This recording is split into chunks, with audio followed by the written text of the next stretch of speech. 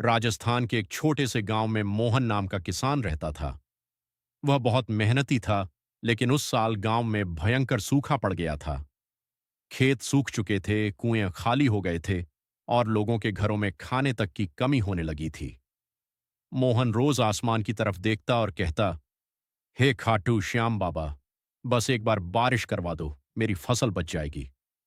लेकिन कई हफ्ते बीत गए, बारिश नहीं हुई।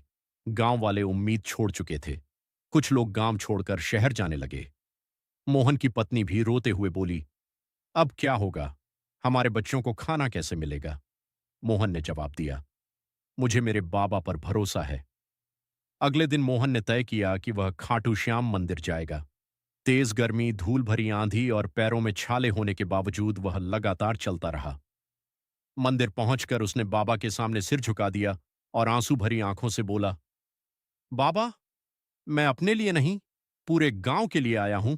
हमारी धरती बचा लो। उसी रात मोहन मंदिर के बाहर सो गया।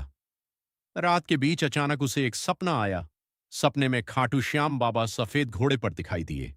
बाबा मुस्कुराकर बोले, बेटा, सुबह अपने खेत में पहला हल चलाना, बाकी मुझ पर छोड़ दे। सुबह होते ही मोहन तुरंत गांव लौटा। गांव वाले उसका मजाक उड़ाने लगे, अरे पागल हो गया है, सूखी जमीन में हल चलाएगा। लेकिन मोहन ने किसी की बात नहीं सुनी। उसने बाबा का नाम लेकर खेत में पहला हल चलाया। जैसे ही हल जमीन में चला, अचानक आसमान में काले बादल छा गए, तेज हवाएं चलने लगीं और कुछ ही मिनटों में मूसलाधार बारिश शुरू हो गई। पूरा गांव खुशी से झूम उठा। बच्चे बारिश में नाचने लगे। सूखी धरती फिर से हरी होने लगी।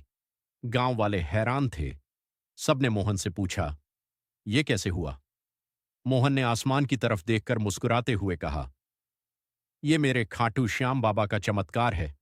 जो सच्चे दिल से उन्हें पुकारता है, बाबा उसकी जरूर सुनते हैं।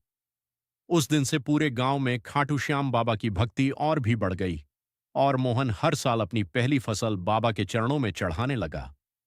सीख, सच्ची श्रद्धा और विश्वास कभी व्यर्थ नहीं जाते। खाटू श्याम बाबा अपने भक्तों का साथ हमेशा देते हैं।